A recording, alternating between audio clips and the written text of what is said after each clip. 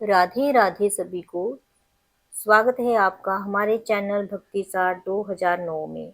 आज हम श्रवण करेंगे भागवत गीता के चौथे अध्याय का। श्री कृष्ण भगवान बोले, इस अविनाशी कर्म योग को मैंने सूर्य से कहा, सूर्य ने मनु से कहा और मनु ने राजा इक्ष्वाकु से कहा।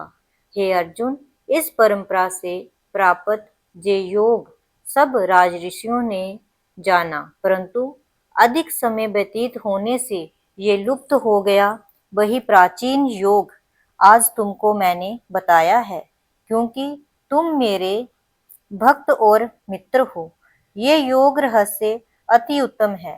अर्जुन कहने लगे, आपका जन्म तो अभी हुआ है और सूर्य का जन्म बहुत पहले हुआ था। मैं कैसे मानूं कि आपने सूर्य को जे योग बताया था। श्री कृष्ण बोले, हे अर्जुन, मेरे और तुम्हारे अनेक जन्म हो चुके हैं, मुझे याद है और तुम भूल गए हो। जन्म से रहित अविनाशी संपूर्ण प्राणियों का स्वामी अपनी प्रकृति में स्थित हूँ, तथापि अपनी माया से जन्मता हूँ। हे भारत, जब जब धर्म की हानि होती है और अधर्म का प्राबल्य हो जाता है, तब तब ही मैं जन्म लेता हूँ। साधुओं की रक्षा, पापियों का नाश और धर्म की स्थापना करने के लिए प्रत्येक युग में जन्म लेता हूँ। जो मेरे इस अलौकिक जन्म और कर्म का तत्व जानता है, वह मृत्यु होने पर फिर जन्म नहीं लेता और मुझ में लीन हो जाता है। इस भांति मोह, भय और क्रोध को त्याग कर मुझ में भक्ति करके और मेरी शरणागति हो, बहुत से मनुष्य ज्ञान रूपी तप से पवित्र होकर मुझ में मिल गए हैं।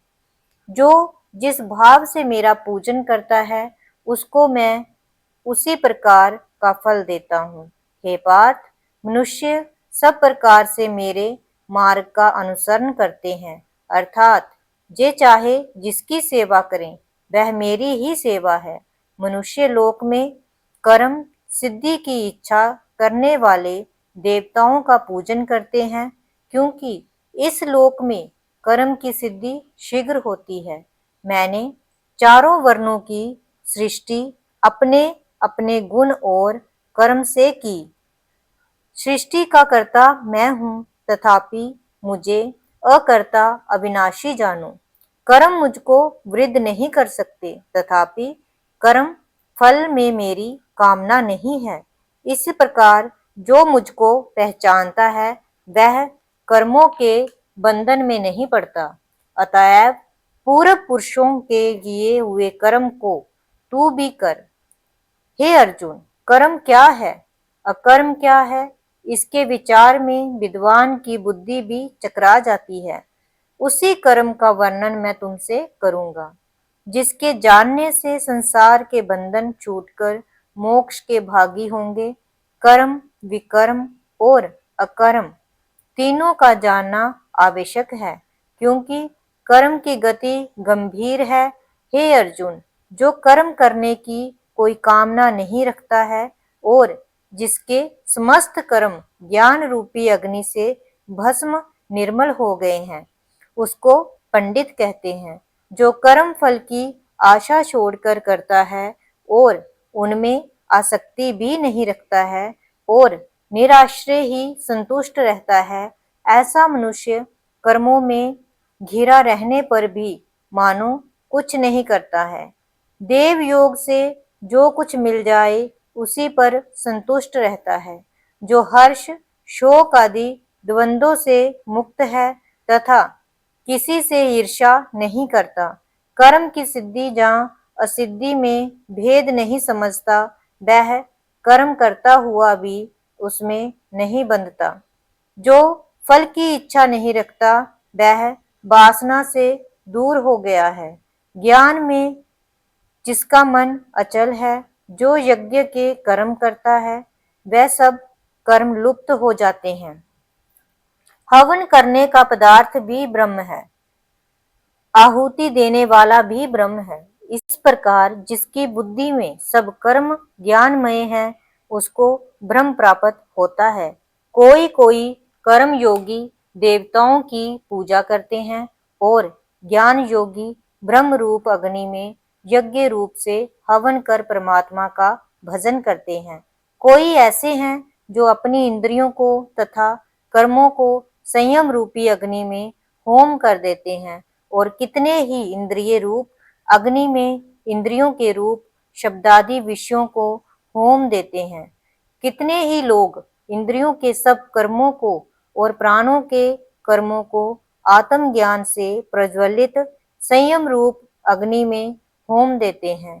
कोई तो द्रव्य यज्ञ करते हैं, कोई तप यज्ञ, कोई योग यज्ञ, कोई स्वाध्याय और कोई ज्ञान रूपी यज्ञ करते हैं और कोई प्राणायाम में तत्पर रहने वाले योगी प्राण और अपान वायु में प्राण को रोकते हैं और प्राण वायु में अपान वायु का लय करते हैं।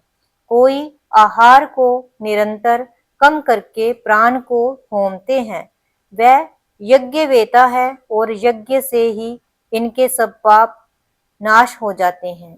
जो यज्ञ में बचे हुए अमृत रूप अन्न को खाते हैं वह सनातन ब्रह्म को प्राप्त होते हैं। हे अर्जुन, जो यज्ञ नहीं करते हैं उनके लिए ये लोक और परलोक दोनों ही नहीं है। इस प्रकार से बहुत से यज्ञ वेद में विस्तार सहित वर्णित हैं। इन सबको कर्म से उत्पन्न हुए जानो। हे परम तप, द्रव्यमय यज्ञ में ज्ञान यज्ञ उत्तम है। हे पार्थ, फल सहित सब कर्म ज्ञान में समाप्त हो जाते हैं। सो उस ज्ञान यज्ञ का तत्वदर्शी और ज्ञानी लोग तुमको उपदेश करेंगे, इसीलिए तुम उनकी सेवा करना और उनको विनय पूर्वक प्रसन्न करके ज्ञान यज्ञ जानना। इस ज्ञान का लाभ प्राप्त करके तुमको ऐसा मोह फिर नहीं होगा। इसी ज्ञान से समस्त प्राणियों को तुम अपने में और मुझ में देखोगे। यदि सब प्राणियों में भी अधिक पाप करने वाले हो तो भी ज्ञान रूपी नौका से ही सब पाप रूपी समुद्र को पार कर जाओगे। हे अर्जुन, जिस प्रकार प्रज्वलित अग्नि लकड़ी को जलाकर भस्म कर देती है, वैसे ही ज्ञान रूपी अग्नि सब कर्मों को भस्म कर डालती है। इस लोक में ज्ञान के सम्मान पवित्र और कुछ नहीं है। ये ब्रह्म बहुत काल पर्यंत कर्म योग से सिद्ध हुए पुरुषों को अपने आप ही प्राप्त होता है। जो श्रद्धावान पुरुष इंद्रियों को जीतकर ब्रह्म ज्ञान में लगा रहता है वह ज्ञान को प्राप्त करता है और ज्ञान को पाकर अल्प समय में शांति को पा जाता है। अज्ञानी, श्रद्धा रहित और जिनके मन में संदेह है, ऐसे जो पुरुष हैं वह नष्ट हो जाते हैं। जिनके मन में संदेह रहता है उनको ये लोक परलोक और सुख कुछ भी प्राप्त नहीं होता। जिसने परमेश्वर आराधना और निष्काम कर्म योग के आश्रय से कर्म बंधन त्याग दिए हैं, हे अर्जुन, उस आत्मज्ञानी पुरुष को कर्म नहीं बांधते। अतएव अज्ञान से उत्पन्न हुए चित्त के इस संशय को ज्ञान रूपी तलवार से काटकर मेरे बताए हुए कर्म योग को करने के लिए प्रस्तुत हो जाओ। चौथे अध्याय का महात्म्य। श्री भगवान बोले, हे लक्ष्मी, जो पुरुष श्री गीता जी का पाठ करते हैं उनके स्पर्श मात्र से अधम देह छूटकर मुक्ति को प्राप्त होता है। लक्ष्मी जी ने पूछा, हे महाराज, श्री गीता जी के पाठ करने वाले को छूकर कोई भी जीव मुक्त हुआ है?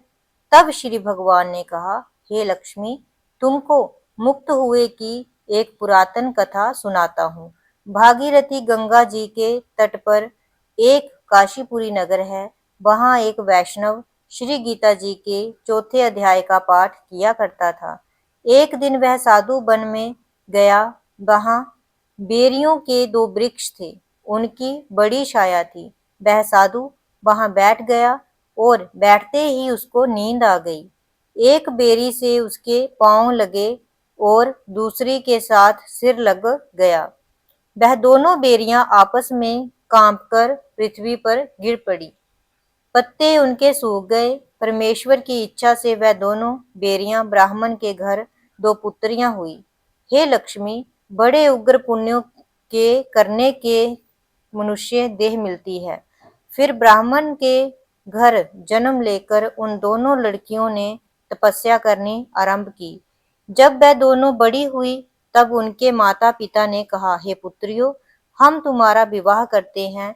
तब उन दोनों ने माता पिता से कहा, वे विवाह नहीं करेंगी। उनको अपने पिछले जन्म की खबर थी। वह जाति में सुंदर जन्मी थी। उन्होंने कहा, एक हमारे मन में कामना है, परमेश्वर वह पूर्ण करे तब बहुत भली बात है।